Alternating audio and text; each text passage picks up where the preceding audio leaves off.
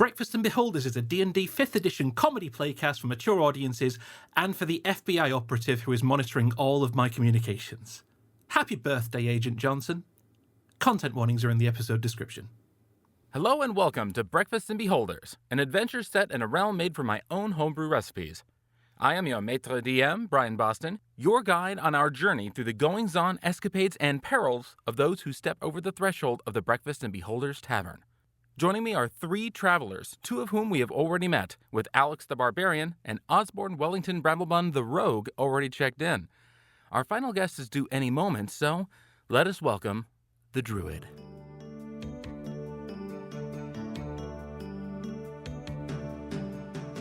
Awoken one night by an urgent instruction from his father, Garfield ran into the dense woods and vanished. Lost and far from a home he can't remember how to return to, the young halfling found himself facing the Lord Protector of the Woods, the great owl Grumhiwukun, who took the boy on as his deputy and trained him to wield the magic of nature, to speak the language of the druids, and to take the shape of animals. Sent out into the world once he was able to defend himself, Garfield finds himself leaping from quest to quest, one group to the next, striving to put right what goes wrong, hoping that his next adventure will be the one that takes him home. To begin. So, Gar, the little halfling druid boy, you've been traveling for probably weeks, to be honest. You've been on your own for a while now. The last time you were with a party, you had, fallen asleep in your camp, as always. And like it has happened many times before, when you woke up, it seems they've left you. This has happened to you before. You're not the easiest person to travel with. You're adorable. You're a little on the dull side. You're very useful, but you can get people into trouble. Since people are a little too nice to just tell you to just leave, sometimes the party just ends up leaving you. Or they told you to go follow them and you forgot. That has happened before as well. No telling with your last party why you ended up splitting ways, but you've decided to continue your journey looking for home. Yeah, okay. I mean, sometimes I go to sleep in a clump of leaves and maybe they just don't see me when they break camp and just assume I'm on the cart already. That's just natural camouflage. Yeah. As has been the case many times before, you are looking for home. You don't know where home is. You don't know what home really looks like. But you have this feeling inside that once you find it, you'll know. Well, I know it's a village, and it's got a river running through it with two bridges. There's a wood bridge with a cover on it, and there's a stone bridge with no cover, and the river kind of does a curve around town, and there is the town hall that's got a big dome on the top, and it's by a wood, and that's it. And that's all you know. Hopefully you'll have that feeling of home if you find it. Yeah. As you're traveling around, does Gar normally travel on the road or off the road? I think... It's a hard one to decide. Yeah, because as Gar, I will absolutely imagine that he is comfortable off the road, as you say, sleeping in leaves, sleeping under stars and everything like that. But also, the path of least resistance would probably be what he would gear towards, which would be following a road. So, potentially, sorry to interrupt. Potentially, I think when it comes to Gar, because he is aimlessly wandering, I think more often than not, he just picks a direction. And if there's a road going that way, great. But it's not going to stop him if there's not a road going that way. So how does he decide? Let's make a pretend here.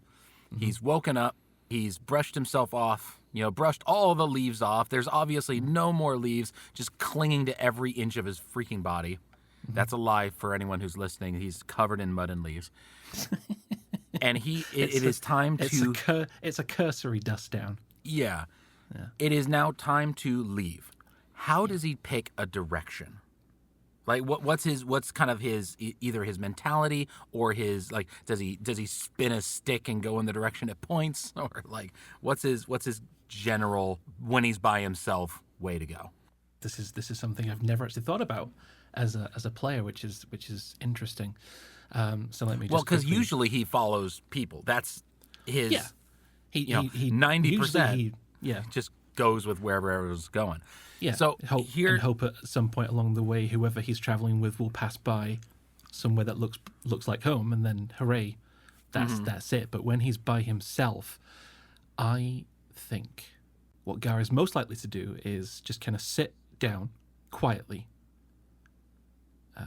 put his staff across his knees, and just kind of listen to the sounds of nature around him, to the forest, to the animals, to the wind, and try to gauge through... I don't think Gar is particularly aware of the philosophy and spiritualism of meditation, but I think he's kind of got to that place on his own, just doing this kind of thing. And if someone said to Gar, "Do you meditate?" he would say, "No, I don't know what you're talking about."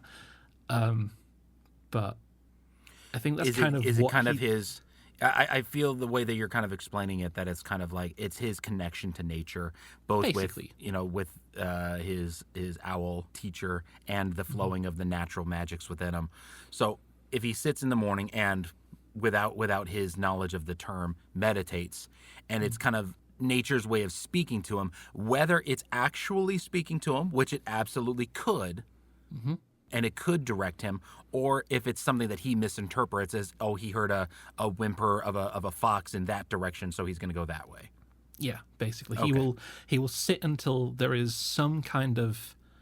He doesn't perceive nature as like a thing that speaks to him per se. It's not a guide. It is not an entity to him, but it's something that he trusts to kind of guide him at the same time.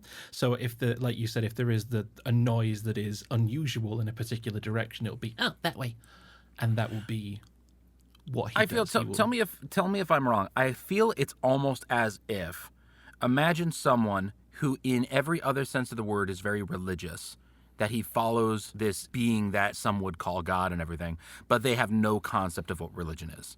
They know that this is the way to go. They don't have a name for it. They don't recognize it as anything extra. It's just a thing he follows. Basically. Okay. So as Gar is traveling, he wakes up one day. He's off the roads. He's been off the roads for a while, kind of walking through the mountains, through the woods. As he's been going, even though he's been pulled in this direction for a while now, every morning it takes him a little bit longer to get started because he just doesn't feel like... It's not that he's going in the wrong direction. He just feels that he's not being pulled as much. That there's less around him guiding him where he needed to go. So some mornings he has been waking up a little bit confused. He's been meditating a little bit longer, but he continues his way. This morning, as he wakes up, a fog has settled around this base of the mountain. He can see from where he's standing that there's a road nearby, and he's felt like he's been walking towards that for a while. But as he sits this morning, he doesn't hear the morning bird cries. He doesn't hear the crunch of footsteps of animals, walking through the leaves, though he does hear, a soft breeze. And then he does hear a voice off in the distance. It's far off in the distance towards the road, unable to hear exactly what it's saying, but there is a somewhat pained voice off in the distance. A pained voice, like somebody in trouble? Possibly in trouble. Go ahead and roll me insight. Insight. Okay.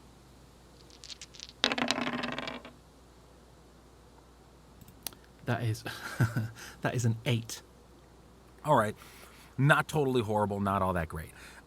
It doesn't sound like it's quite like someone who actively in trouble, not someone screaming for help or anything like that. It does seem to be still kind of troubled. You just can't really pertain as of kind of how. Yeah. So it's Gar was too busy listening for everything else, and then this voice cut through unexpectedly. Yeah, it's like, which is why. Would you shut up? Would this voice please quiet? I'm trying to listen. I'm trying to listen for things to follow. Yeah, but this voice, which is obviously followable, is getting in my way. Okay, but at the same time, it is something that has penetrated through his meditative process. Mm-hmm. So it is like, "Oh, that way." So Gar he'll pick himself up, he'll get his things together, and he'll start heading in that direction. Not at a run. He'll go faster than his normal amble, because he's been in situations before where he's heard a voice in the distance of merchants or people on the road, and by the time he's got there, they're gone. So okay. It's faster than normal, but it is not full sprint. I picture those moments in that first Lord of the Rings where it's just when they're starting their travel, it's those little hobbits, they go a little bit faster. They're not jogging, but with their little stick. Yeah. All right. The voice ended up coming up from someone on the road. So as you finally clear the line of trees, you find yourself on a larger road, definitely something that would be able to pass a full wagon upon. Mm-hmm. And at the side of the road, sitting down and leaning back against one of the trees, is a halfling. This halfling is wearing a cloak that is very ragged, made of just shreds of cloth. The clothes that he's wearing underneath are dirtied and very simple, tied around his waist is just a piece of rope in lieu of a belt. No shoes, but that's very halfling-like, so that's no surprise. Yeah. But he's holding his arm up against his chest, and you can see that his forearm is wounded and was freshly bleeding. Outside onlookers will think that Gar and this person visit the same tailor. You're right. Well, one of them is filled with leaves and sticks and nature. This one is just filled with dust and tears and rust. So if you can imagine, Gar looks like he comes from a pile of leaves. This guy looks like he came from a pile of trash. Not trash. I shouldn't say trash. But he does look like it's the urban version of Gar. So, yeah, Gar breaks through the tree line, comes across this person holding their arm, looking injured, I take it. Yeah, he's looking... Altogether, he looks generally fine. He's dirtied, but the only wound that he has is the one on his arm, and he's holding it. He doesn't seem to notice you as you approach. Okay, so Gar woke up fairly confidently. He's not really put off by social situations. He'll wave at the person and... Hi, I'm Gar. Are you okay? At first, the halfling jumps, a little bit of surprise. He was not paying attention, and he hadn't noticed you walking up, even though you were being very casual about it. He just completely didn't notice you. Once you do call out to him, he just kind of jumps in spot. He says, "Oi, oh, hello. I'm I'm not Gar. I seem to have cut my arm, and it hurts, and I'm trying to find my way." Oh. He's kind of looking around a little bit confused. Where did you come from? There. Gar points to the exact space in the foliage that he came from. So did I. I think I came from there. And he kind of points over his back shoulder and looks down the other side of the road. Yeah, you look like you're hurt. Would you like me to help you heal that? Well, I was trying to heal it, but I don't remember how. Do you happen to have any... Do you have thread and needles? Thread and needles? No, but I have this. And Gar waves his staff, which is... it's basically a branch from a tree, but it is adorned with wraps and feathers and berries and other very druid-esque accoutrement that belays it as a magical focus. Focus, yeah. And what do you do with that? You hit things. Usually I can hit things, or I can do this. And Gar will just lean the staff down and touch it very lightly. Oh, God. Words. Gar will lean the staff down and just touch it very lightly to the obvious wound on this person, and he'll cast Cure Wounds on it. Okay. Go ahead, roll some health. I'll roll some health. By the way, I actually have a stick that I think looks very much like Gar's staff, and I kind of want to adorn it with feathers and shit like that, just so I can have Gar's staff officially. Behind the scenes information here: the shape of Gar's staff and what's on it is entirely dictated by the fact that I built Gar's look and visage in Hero Forge. And so that it just is, happens to the be druid staff. I'll show you my staff. We'll make it a thing. You'll show me your staff, okay? Shut up. This is not that kind of podcast. It's not that kind of podcast. But no, I've updated it since. I've added more to it. I've kind of changed the not the basic shape of it, but I've modified it. But yeah, that's some little insider knowledge for the Patreon subscribers only. So okay, you heal him for 7. Where the hell were we? So hang on. So yeah, Agara casts Cure Wounds. That's 7 healing. He's gonna give back to this. There you go, Notgar. How's that? Yeah. So the magic, you can just see it. The way that nature magic looks. It's not glowing bright lights. It's not a wisp of magical radiance. It's just. It's probably very visceral in that you can see the muscles kind of knitting back together and the skin regrowing, like almost if you fast forwarded a leaf forming. Yeah. And I kind of like that. I think it's kind of a cool visual effect as the wound kind of closes and almost stitches itself back together, leaving the stain of blood and such on the skin, but completely leaving the wound intact. And the halfling will look down to that feels much better. That's very nice. Thank you, Gar. You're welcome. So where are you off to? And Gar just kind of looks around some more. I don't know today. I can't really, because now I got here, and this was all the direction nature gave me today. So I guess I'm where I was going for now. The other halfling's gonna look around again, looking very similar to you, just kind of looking up the road, down the road, over towards the hills. So, well, I don't got a camp or nothing. I think I was going to go, and he starts to point down the road, but then he looks confused and he looks down the other part of the road. Maybe that, and then he looks down the other side of the road. You don't happen to have a coin on you, do you? A coin? Yeah, little piece of metal. It's usually circle, has a picture on each side. Gar will check his pockets. So Gar will fish around in his pockets. I don't have any. I know what coins are, but I don't have any. I do have this, though. And he will take out a pebble. It's purple, and on one side it's got a bunch of scratches, and the other side is plain. See, one of my friends gave me this for when I need to make a decision and I can't make up my mind, and no one will tell me which way to go. He gives it over to Notgar. Oh, that's perfect then. Well then, how about we go this way, and he points off to one direction if it's heads, and this way, he points the other way, if it's tails. And then with that, he flips up the rock, he lets it fall to the ground, and it lands scratchy side up. And then he's just looking at it for a while. Exactly. He's just like looking at it like, I don't think I thought that one through. Okay, new plan. You call it. Scratches or not scratches? Okay, He'll watch him flip it again. Yep.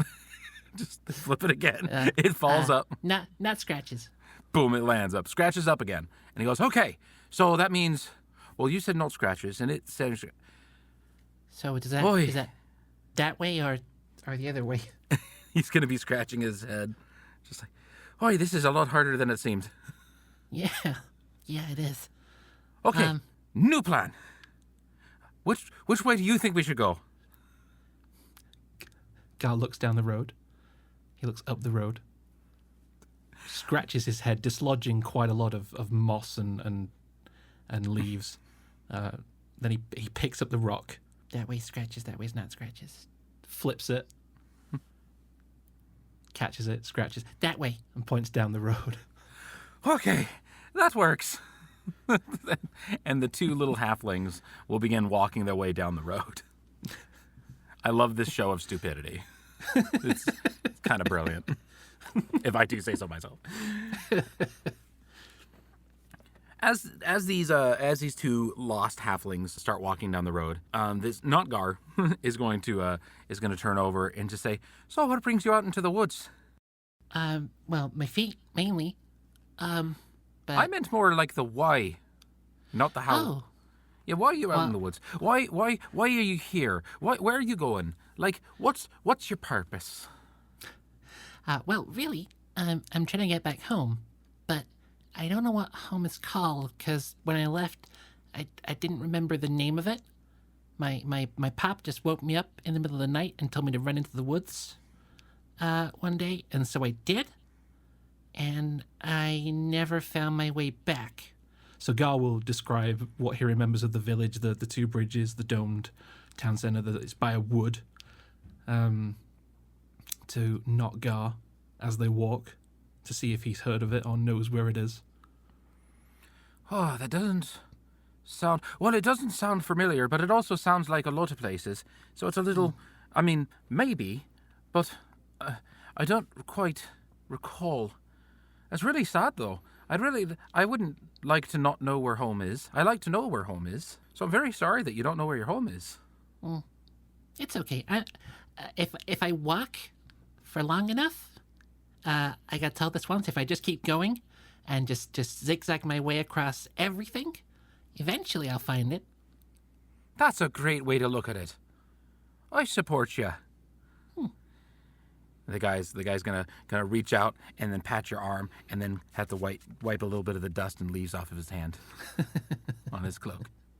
And once again, the halflings be a travelin'. Yeah. Before we continue, do you have anything to ask the halfling?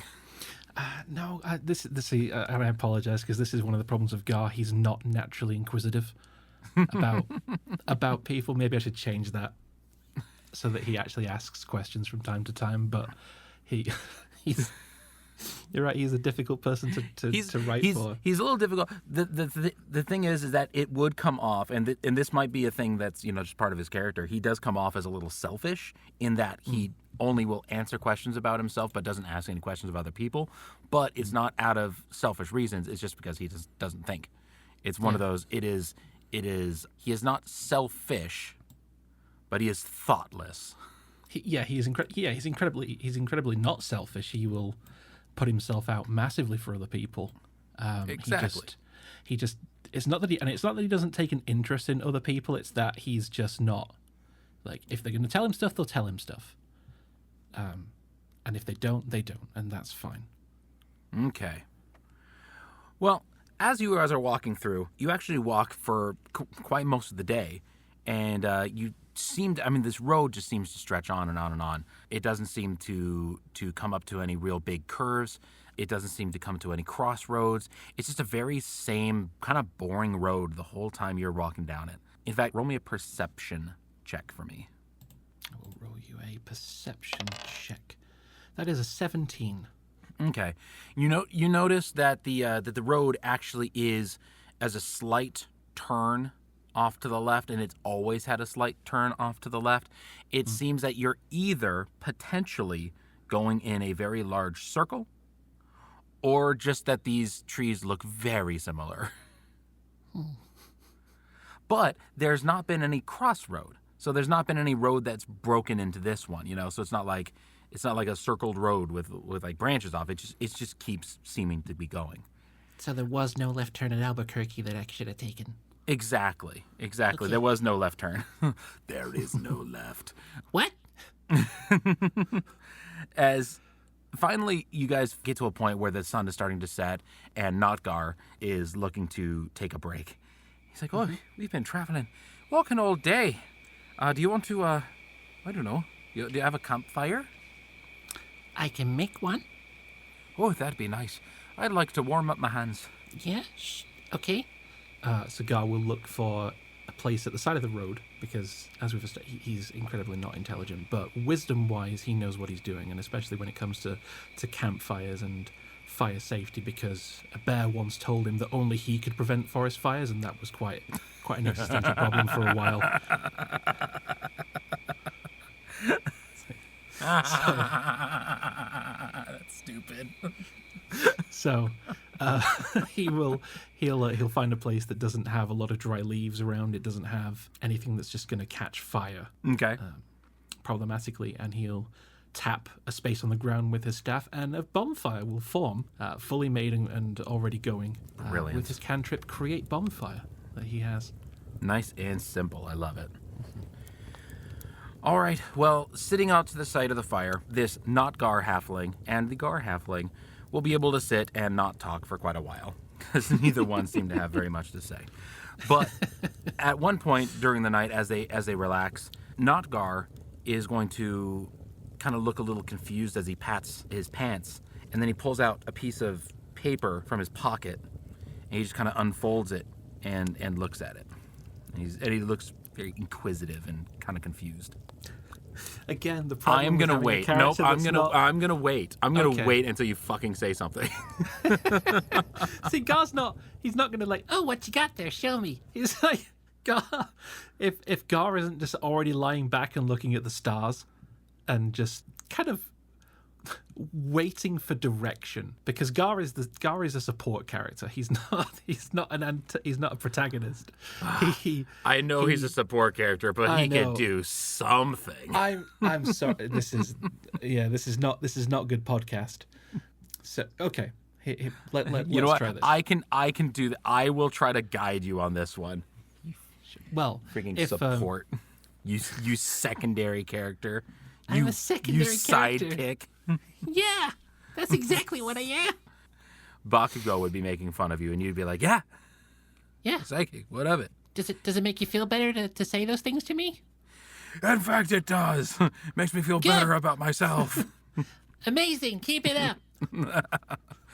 God, he would hate you. Okay. Notgar is going to be looking at this piece of paper, nice and confused, and he's just going to go, "Do you read dots?"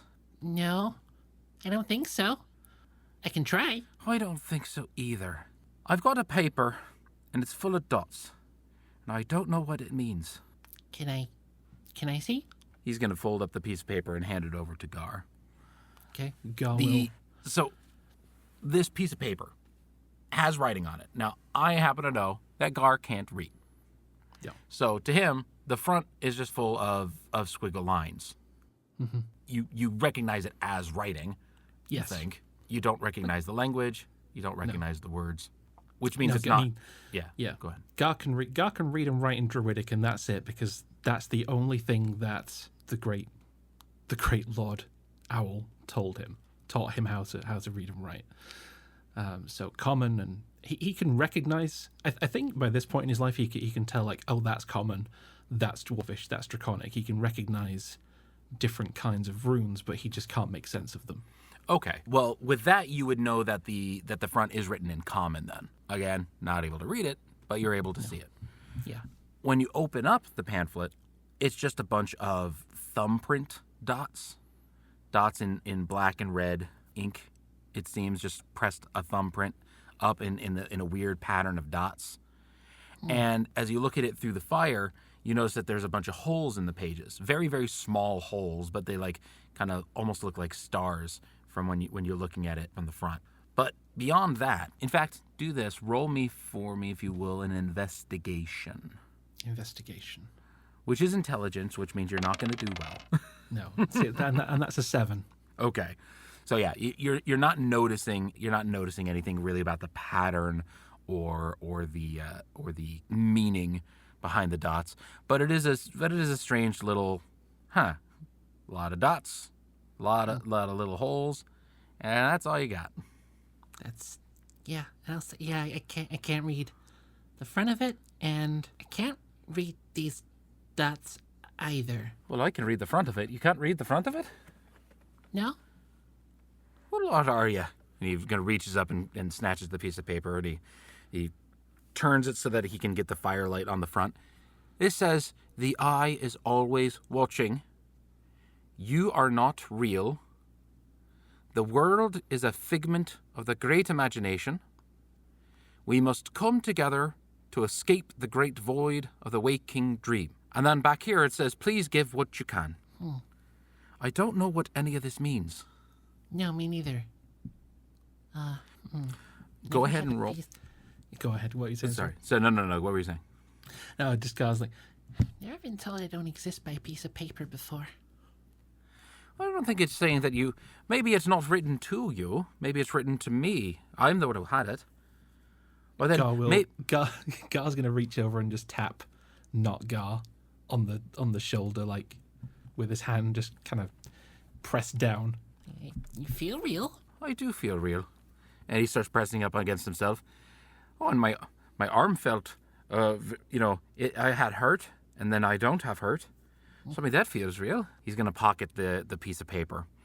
Roll me for me a perception check. Perception check, certainly. That is an 18. Ooh, okay. As you guys are sitting to the fire, and after you began reading the pamphlet, you do start to hear footsteps out in the woods. With your high perception check, you would know that it's not a four-legged creature. It's not a normal, animal walking, but a bipedal, most likely human who is out approaching in the woods. Okay. To which I'll tell Notgar, can hear somebody coming from that way. And you'll point to where he hears the footsteps coming from. Notgar's gonna kind of crane his neck a little bit and look. Oh, I don't see anything. Well, my ears see something. What? Do they look friendly? Do the footsteps sound friendly? Roll me an insight. That is a 14. I mean, they don't sound not friendly. Yeah, they don't. But how does a not friendly footstep sound? I mean, is it coming urgently? Is it running? Is it walking? Is it sauntering? It's walking and walking with purpose. Okay, so they're coming. Shit. Walking with purpose. Translating to Gar. It would be. I would say, you are. It would be something that you would sound like if you're walking. God, yeah. How do you think of this in Gar? They're coming like they want something. Slightly faster walk. Yeah, like they know where they're going and want to get there quickly. Oh, they're better off than us then. Maybe we should ask them for tips. Oh, maybe we can. So, Notgar is going to stand up. Hello, you lost? You know where you're going? Can you tell us? He's gonna start kind of waving his hand around. The footsteps do stop and quicken as they start approaching more. And as they approach, they I'm gonna assume your insight. They sound less friendly. Oh, well now they're coming this way, and they don't sound like they're not unfriendly. Are they not unfriendly, or are they not not unfriendly? It's like I'm confused. Not friendly, but not unfriendly. So, and wait, so is it unfriendly or is it friendly of the friend? Gar and Notgar are going to be kind of confused and kind of trying to start using his fingers at this point. Yeah, I was literally actually using my fingers over here, like to try to go like, how do I even say this? It's like, yeah. At which point does the person break the tree line? Exactly. That was gonna be my point. Yeah. They argue in confusion until someone breaks the tree line.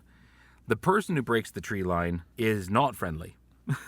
And you have the deep feeling of that because they're wearing this dark colored robe. They look like they have a weird face paint on over their face and a great circle with a dot on their forehead. Their eyes are wide and they're looking between the two of you, and then one of them, there are two of them there, and one pulls out this crooked wavy dagger and just points at Notgar. You've been running too far. You got to leave now. And he starts running at him. LARPers. LARPers. Yeah, I guess we're rolling some initiative. Yep, you can absolutely roll initiative. Cool. Okay, and I'm gonna roll for Notgar. Mm-hmm. Okay, so I got Notgar has a 14. Gar has a 13. You have a 13, so you're just below. So we have rolled for initiative, and you got the 14 or the 13? Gar got 13. I believe it was not Gar who got 14. Okay, so yeah, so Gar got, or not Gar got the 14. So he's going to end up going first. And not Gar is going to, so beginning of battle, guys running up at him. There's 2 guys coming out of the woods, and he is just going to turn around and run. He's, oh no! So he just turns around. He doesn't have a weapon on him. He doesn't have, he seems to just like not have a thing to do. He just kind of runs off to the other line of trees. It does seem that the guy with the knife is solely focused and running towards Notgar. Okay, so somebody I'm with needs protecting. I can do that. All right. Well, it is your turn, so you may do as you please. Okay. Gar is going to... he'll have already stood up when these 2 started approaching with daggers drawn, and seeing his traveling companion flee from these people and know that it's going to be a case of a pursuit, I suppose. Gar will wave his staff at his campfire and draw from it a large, 5-foot diameter sphere of fire from it. That's pretty large. So just draw the fire from the campfire up into the air and kind of position it in front of these people so they can't just quickly run across the road. Okay. So this is a spell called Flaming Sphere, a 5-foot diameter sphere of fire that appears in an occupied space of my choice within range and lasts for the duration, which is unpopulated on my thing. Give fucking hell, Dodge. I mean, it's usually like a minute, so is it concentration up to 1 minute? Yeah. Okay. I was imagining it was probably that they're all concentration up to 1 minute. Yeah. So yeah, it's concentration. Let me just quickly correct that for future reference. So are you using this as an attack, or are you just placing it in between these guys and Notgar? So casting it is my action for this turn. I can't attack as well. I can. Give me 1 second just to make sure. So any creature that ends its turn within 5 feet of the sphere must make a dexterity saving throw, or they'll take some damage. As a bonus action, I can move the sphere up to 30 feet, and I can actually ram it into people if I need to. And if I do that, the creature must make the saving throw against the sphere's damage, and the sphere stops moving this turn. So okay. I guess. Technically, since you used the casting action to create it, you still do have a bonus action. You could create it and then attack with it. I was just thinking that, yeah. So, as my bonus action for this turn, Gar will make the spheres fly into the lead pursuer. Okay. The lead pursuer is going to be the one with the dagger, so he needs to make a dexterity saving throw. He needs to make a dexterity save. The DC is 13. Ooh, and he only rolls a 12. And you only roll a 12. Okay, awesome. So yeah, he's going to take this damage, which is going to be, once I've rolled it, 5 fire damage from the sphere. Okay. So as this cultist is running forward, this ball of flame just like curls up in front of him and just creates this just wide area of light, which lights up his face as he looks kind of horrified, and it just zooms forward and then bashes into him, lighting his cloak on fire and burning his arms as he kind of like swishes his arms back and forth to try to put out the flames. Sure. And while he's dealing with that, Gar will start moving to in the same direction as Notgar, but backing up, so he can keep himself between Notgar and these 2 guys. Okay. So it is the cultists' turn. I will call these cultists because they are wearing crazy cloaks with face paint and all this crazy stuff. The one who is on fire is going to he's going to go second.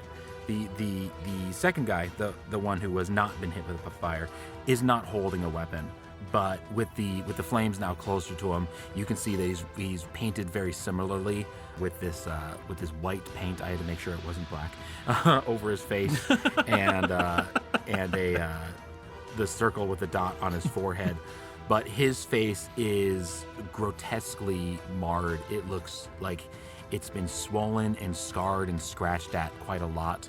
He's got no hair on his head, no hair on his face, just scarred tissue. It looks like very bad acne scars, but like to a horrible degree. and he holds up his arms, and you start to hear this very strange, kind of weird, very familiar to you buzzing, but familiar in not a good way, as a swarm of wasps end up leaving his cloak and swarming around him and moving around the fire toward you. So not great.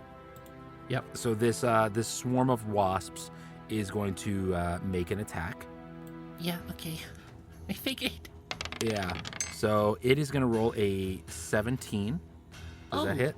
That will hit me. Yes. Okay. So it moves into your space. So you are basically at this point, this swarm of hornets flies towards you and surrounds you, and you start getting stung on the arms and face.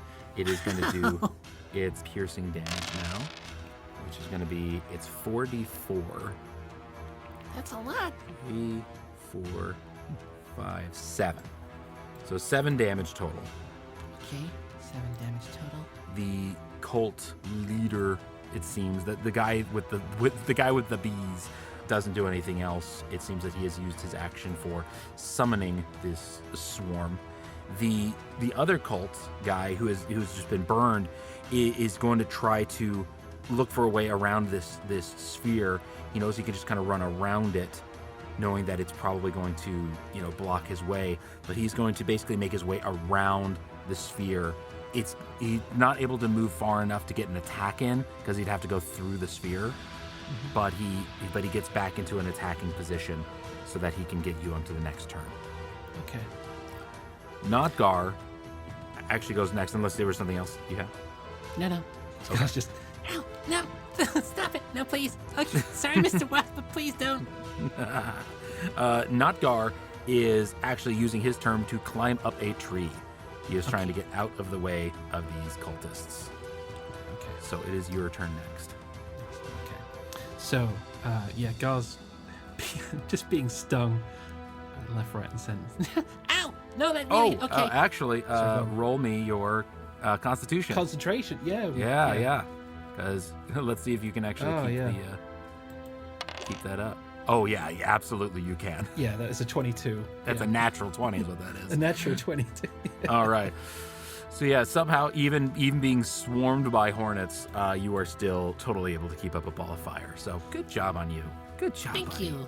Oh, thanks. So it really hurts. So, because being stung by this many insects, it's not good. And while Gar does, he can get frustrated. He doesn't get angry all that often. He does when people are hurting people that he cares about. But this does, because he hasn't done anything to these wasps. He hasn't attacked their nest or anything. They're just being directed by a not very nice person. So he feels kind of bad when he does it, but he's aware enough about this kind of magic to know they're not going to stop unless he makes them. So Gar is going to just kind of stamp a foot, say, "Stop it!" And cast Thunder Wave. Oh, okay. Ooh, interesting. So this is going to send out a wave of thunderous force from Gar, and each creature within a 15-foot cube originating from him needs to make a Constitution saving throw. So I don't know if the guy who ran forward has also now placed himself within 15 feet of Gar. Now, when you say 15 feet cube, is it like in a circle around you, or is that all in front of you? I believe it's around, because it says a force sweeps out from you in a 15-foot cube. Okay. Yeah, no, he would be, he and the wasp would both be in range of that. Okay, so we need some Constitution saving throws again. The DC is 13 from Gar. Brilliant. And if they fail, they're going to take damage and be pushed back.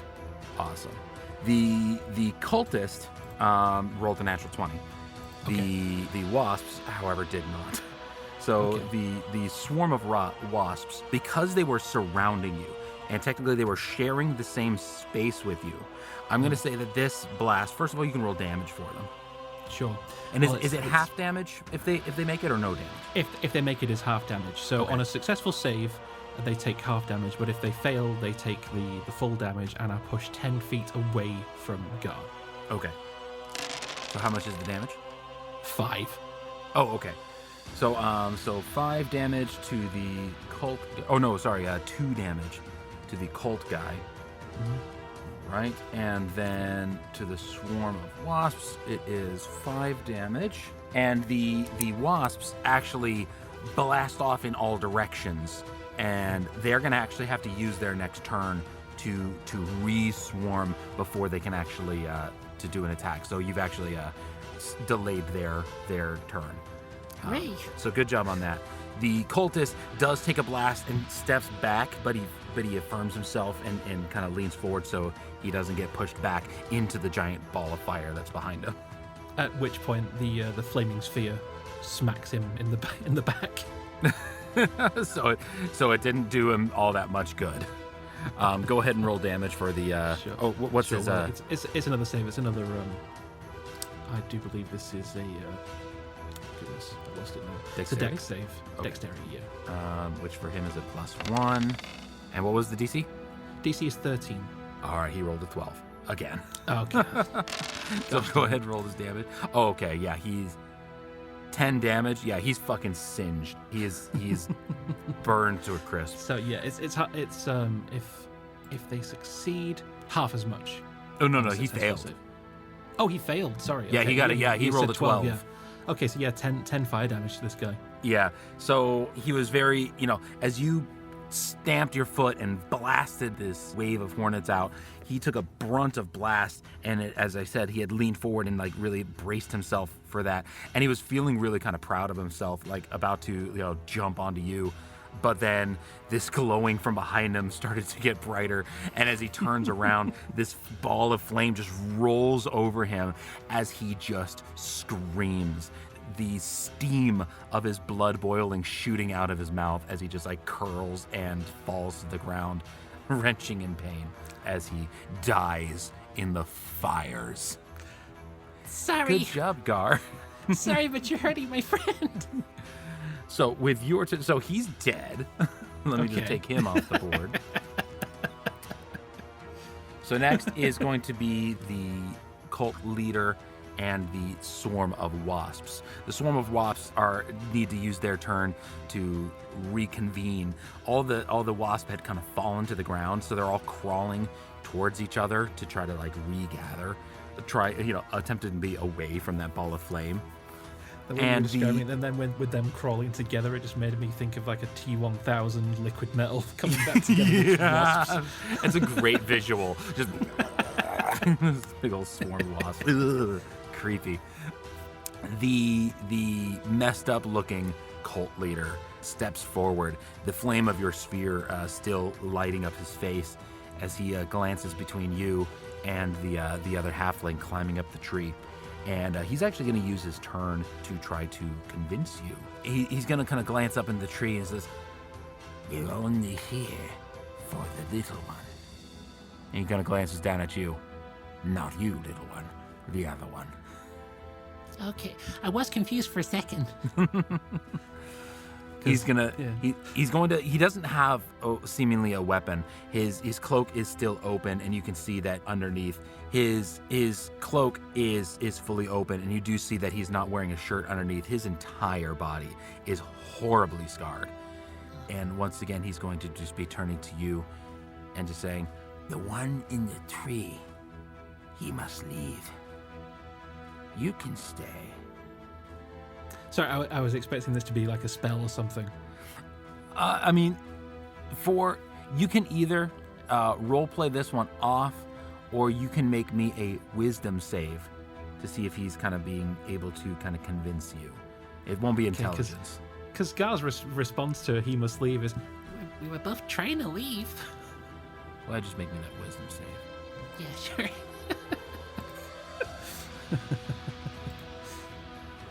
wisdom saving throw for Gar. That is a 23. Okay. He had been attempting to use a spell, command. It failed. And sorry, I was not clear on that.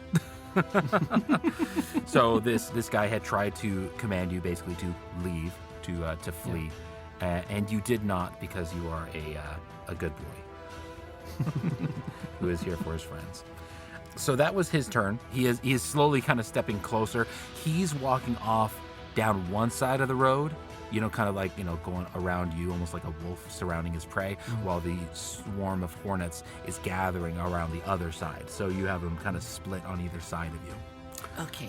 From up in the tree, you can hear Notgar on his turn call down to you, and he says, "Just run away. It's okay if they're after me." But they're gonna hurt you.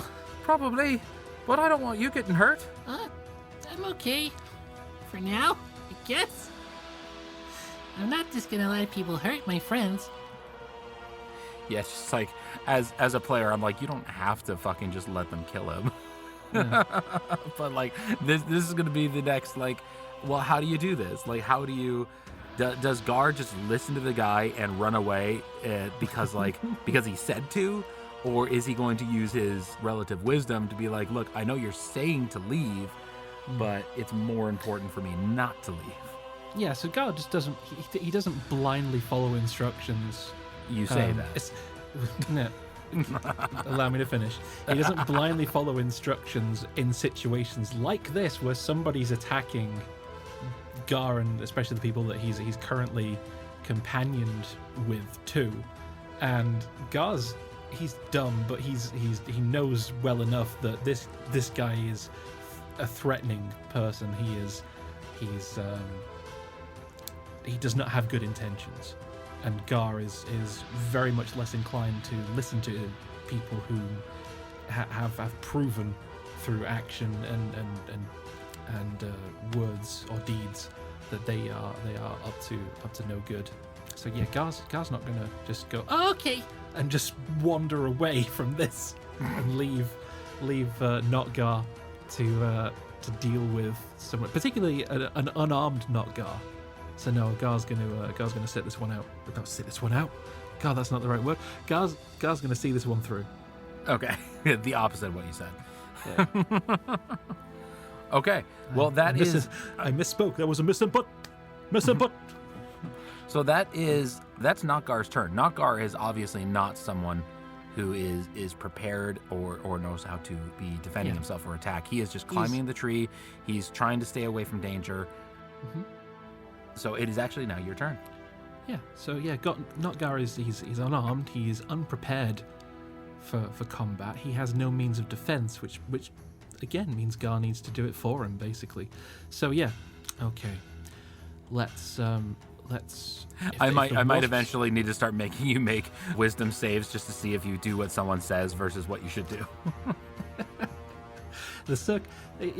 Impossible situations where it is a genuine quandary, yes. In situations like this, okay. No. I'll trust you to be honest on it. Yeah.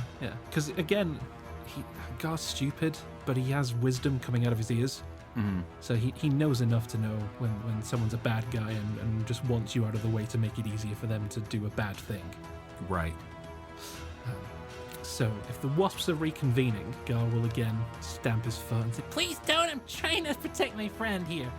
And we're going to need another save from the wasps. So Constitution save, please. For Thunderwave again? Thunderwave again, yes. Okay. This time they actually rolled a 15. Okay, well that's good. Okay, but they still take half damage, which is 10. All right, so they take another 5 damage.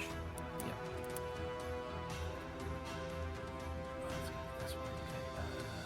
All right.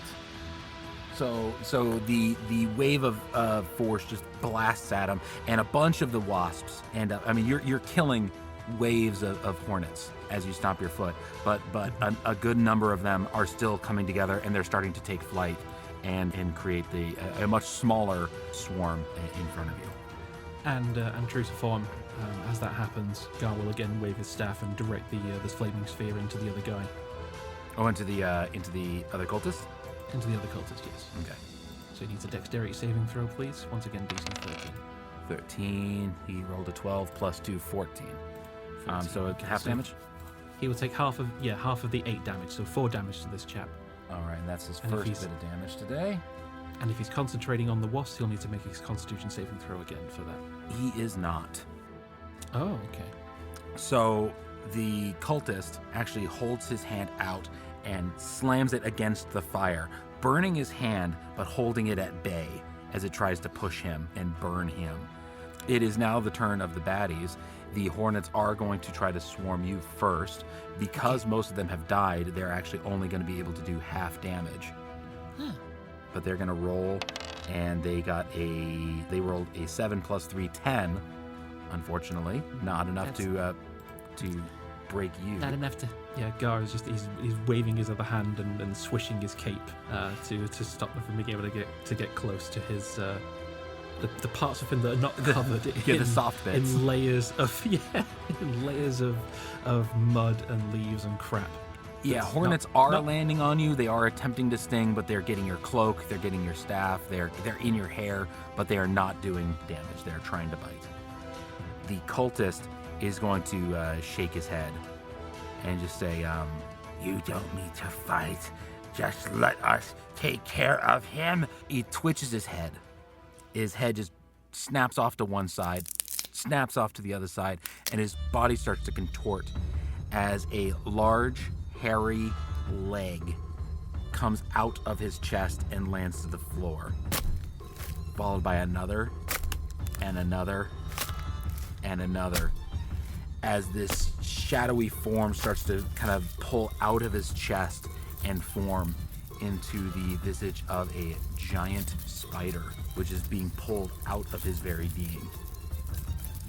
No, thank you.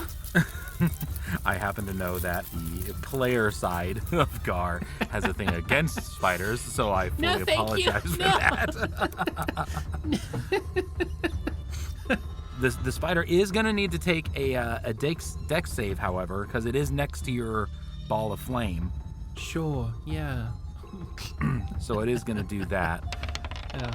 So what's the damage that it will take? So it would just, I'm guessing it'd be the one that I rolled earlier, the 8. Okay. Still. So it will take. It is going to take full damage on that. So it is gonna. You're gonna see the spider come out, and like its leg is gonna be burning, but it is kind of like marching out of this fucking cult leader. And with that, it is going to be the halfling's turn, not Gar. And he's actually going to, seeing that you're sticking around, he crawls his way onto one of the branches, and he's looking around, and he's just going to point, and he's just going to say, hit the spider, as he's pointing at you, and he's directing you. Roll your next attack. It is your turn. Roll this next attack, however you do it, with advantage. With advantage? Mm-hmm. Okay. In which case... Gar's not scared of spiders. Yeah, you are, but not Gar. I'm terrified of them, but Gar has no such problems with the things. So how close is the spider? He's like 15 feet away. They're pretty close. Okay. So, all right, Gar's getting low on magic, but okay. Here's what. So sorry, how far away did we say? He's about 15 feet away, and then the cult fanatic, the leader, is just 5 feet behind him. So it's 15 feet and 20 feet. The wasps are on top of you. Okay, that's all right. So because Gar's not scared of spiders, he's actually going to run forward towards the pair of them by 10 feet. Mm-hmm. He's going to jump into the air and then bring his staff down hard on the ground, causing an earth tremor. Okay.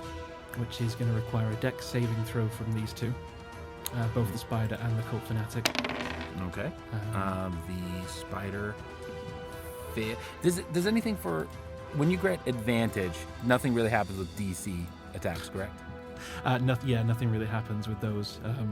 Okay. They both failed. Okay. In which case, they're going to take a absolutely staggering 1 bludgeoning damage as the earth beneath them, as the ground beneath them shakes, but because they failed, they're both going to fall prone. Okay.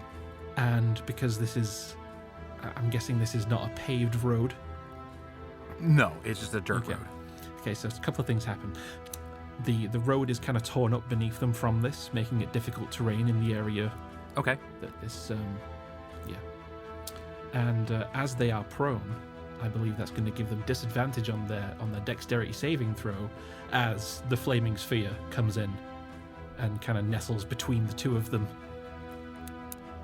Can it get between? Yeah, because it can just like take up that whole space. Okay. Yeah. Yep. So with disadvantage, that is 1 fail, and that's a natural 1, so I don't have to roll the second one. Nice. So yeah, they both fail their dex. Okay, so that's another 6 damage to both of them. Okay, that brings that up to total damages. Okay, I need to check the HP of the spider. Okay, it's still good. All right. So it is now the baddie's turn.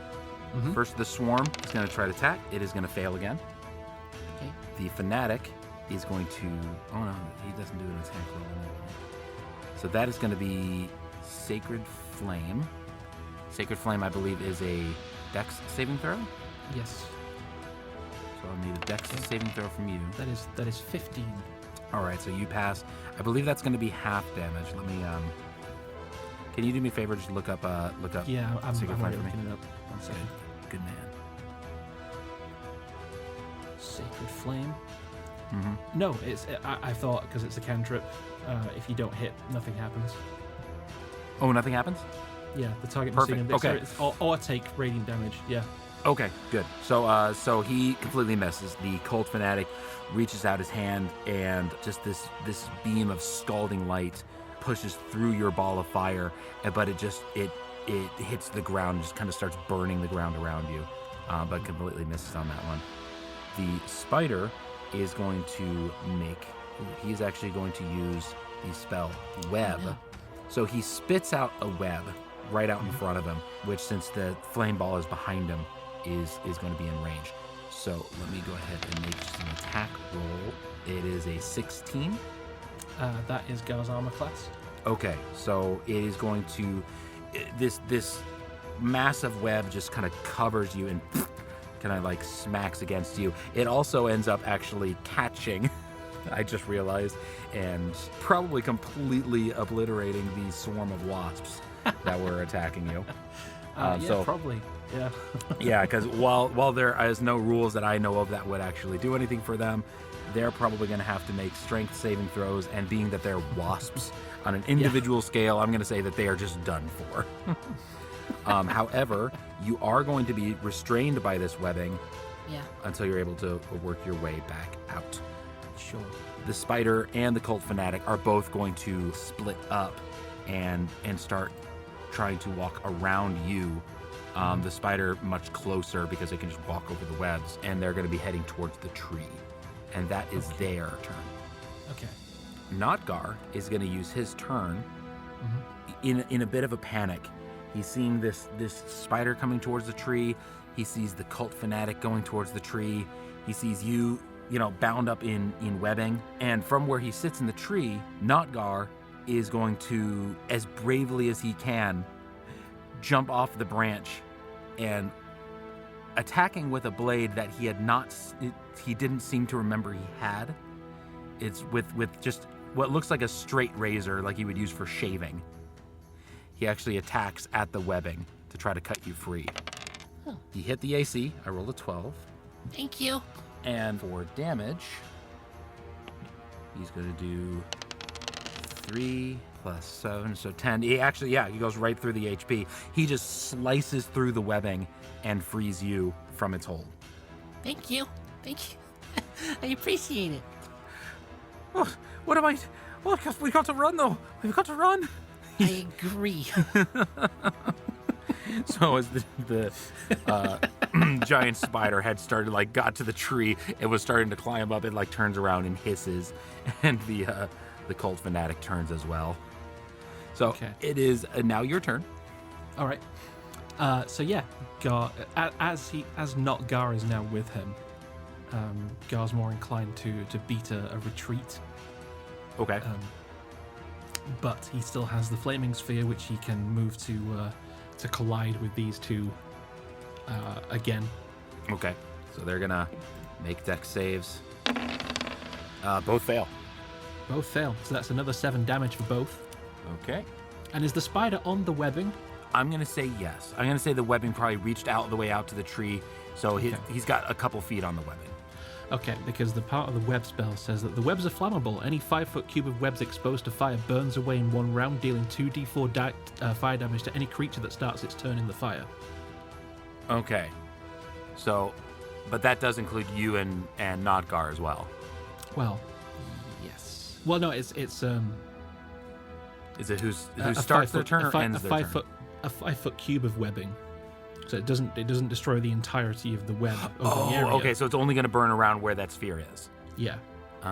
Okay. So another 2d4? Yeah. Ooh, another 7 damage.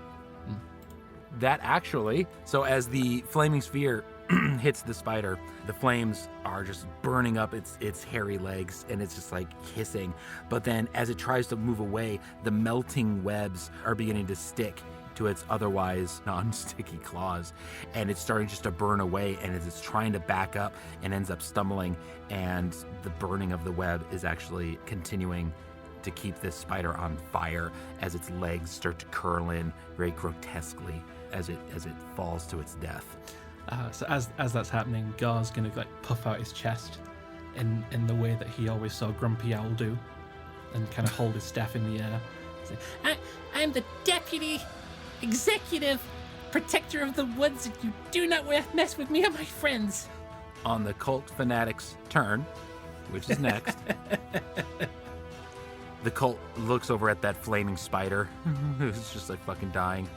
He looks to the rest of the web, which is slowly starting to burn towards the swarm of wasps.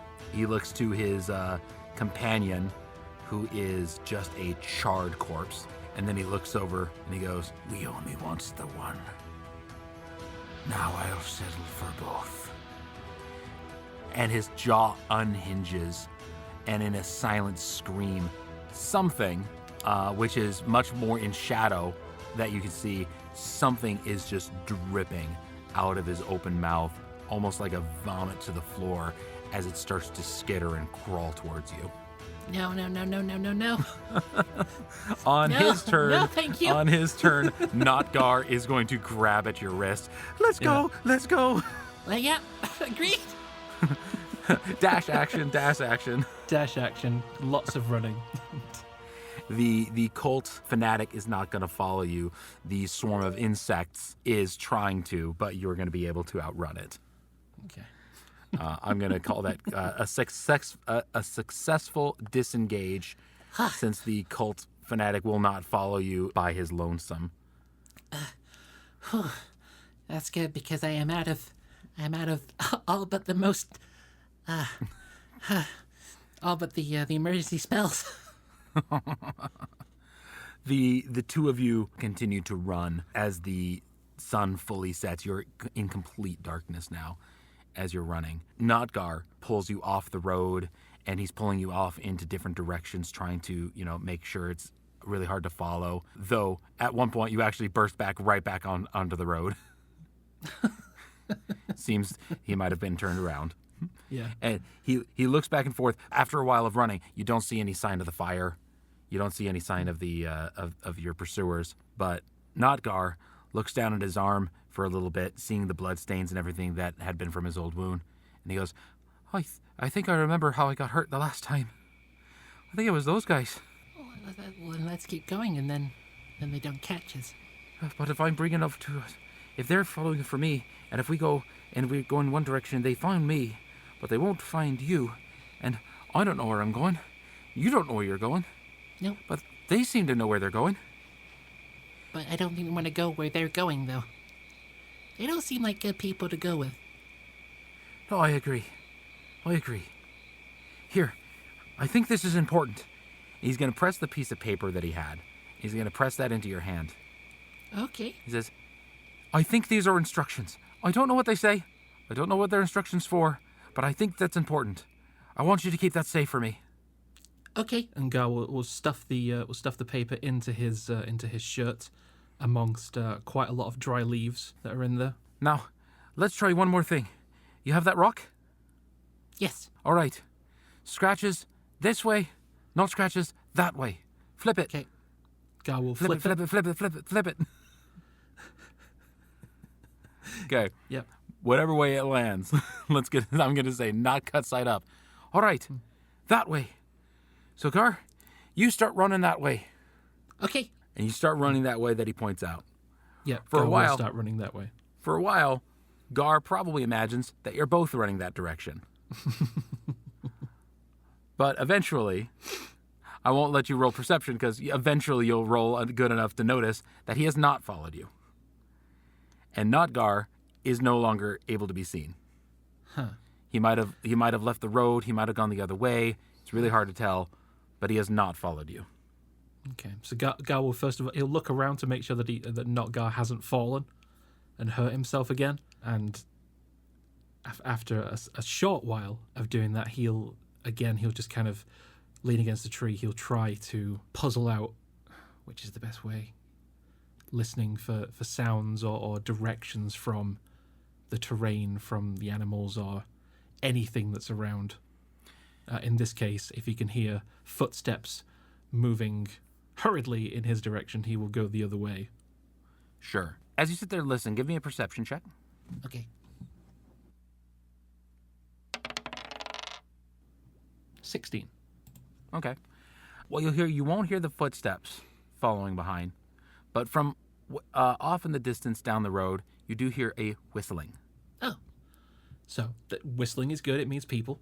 So we'll go in that direction. So hearing whistling in that direction, Gar will move that way, but he's going to keep to the tree line. Absolutely. Just in case it's more people in rows with strange markings and torn up flesh. Absolutely. So as you go down the road, hugging to the tree line, eventually you'll see light from down the way. Looks like torchlight, which turns out to be lantern light. And on the patio of what seems to be a large tavern with purple siding and a large purple circular sign with lots of angles, in gold writing, reads, "The Breakfast and Beholder." And underneath the sign... Yeah, that's right. It has a bunch of common writing on it. And underneath the sign is a man dressed in green with a bald head and a trimmed beard who seems to be whistling as he lights the lanterns around the outside of the building. And that is where we will actually stop, because then you'll be led inside for the intro. Okay. Well, that's good. And there we shall leave things for now, our wonderful audience. Please allow me to introduce my third co-host, Dodge Griffin. Dodge, tell me a little bit about yourself and about your character. Hello, everyone. I'm Dodge Griffin, Bachelor of Science with honours, a degree that I have never used once, because currently I work in health and safety, where I spend most of my time cleaning up the messes of other people. Ick. I'm an amateur voice actor who hasn't yet made any money from it, but the dream is still alive. In my personal life, I'm a clinically depressed insomniac. I've had a novel half finished for the better part of 20 years, and I actually found D&D quite late on. I wish I'd started playing it sooner, because I was past 30 before I played my first game, but it's really taken over most of my life now. I'm a nearly enough a forever DM, and but it means I get to do shows like this with you wonderful people, so it makes it all the better for me. My character is Gar Fallingblade, the Moon Druid. Spent most of his life in the Hinafel Woods under the tutelage of an entity he refers to as Grumpy Owl, learning how to be protector of the woods before he was old enough and capable of to be set out on his own to try and find his way back home. I would like to actually point out that you're slightly incorrect in that you have finished a novel and then you proceeded to rewrite the novel, and now That's we're true. about halfway through. That's true. That is true. Because you freaking finished that thing. It's a I did, wonderful and then novel. I wasn't happy folks, with it. when he finally finishes, we will be promoting it here on Breakfast and Beholders, and everyone will know, and it'll be signed by the author, and it'll also be signed by Gar if you pay extra. Gar, who doesn't feature. Exactly. You'll actually just find a leaf in your book when we mail it out. It'll be making promises that I can't possibly keep, but okay.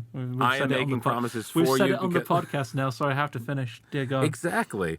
We're gonna inspire you to do this. In fact, if we need to take some time and make a D&D campaign based just solely on your book, so that you can play your main character, just to inspire you enough to write it, we're gonna get it done. I will It wouldn't fit with D&D. I will make it fit with D&D. It's not a fantasy novel. Nope, it's gonna happen, and With the better off with finding a different system that would fit it. But I'll just change the races around a little bit. It'll be fine. Dear God. Right. I'm also the only British person here. That's also true. Although it's very telling that I choose an American voice for my character, perhaps. You never know. I like your voices of your characters. That's true. The thing is, how many accents can you do? That's a question. Like, it's a ballpark figure. Like, not talking voices, but how many accents do you think you can do? God, you're asking. I haven't sat here and made a list. I probably should. Can you do an American? My voice acting, which as I said, haven't yet got off the ground and properly into. At least 20, I'd say. More. Can you do an American accent? Can you sound American? It really depends where you're asking me to be from, because I know that I can. Just lean into it, but then I don't know where, particularly in the U.S., this is from, where this voice. Well, originates. that's the curse of being English trying to do American accent, and it's also the very opposite of the American trying to do the English accent, because instantly you do an English accent, and where the hell am I from? Who knows? Well, that's very down south that you're doing that. You would know that, and I don't. And I know, but what I mean is, if I do this to you, where in the U.S. does it sound like I'm from? Probably just anywhere in the Midwest. Okay, well, that's fine then. I'm from the Midwest. There we go. What we call the standard American accent. Standard American accent, yeah. Okay. All right. Well, folks, thank you all so much for joining us. And join us back next week, where we'll actually start episode 1 of Breakfast and Beholders. I'm excited. Are you excited? I'm excited. Thank you for listening to Breakfast and Beholders. It was created, produced, managed, written, and performed by Brian Boston, Minty Ace, Baka Benny, and Dodge Griffin. The show was edited by JT Connard and Brian Boston. Our outro music is the Watchdog theme by Fox and More. Thank you for taking the time to listen to another episode. We're going to keep this table open for you if you'd like to come back, and we hope to see you here next time.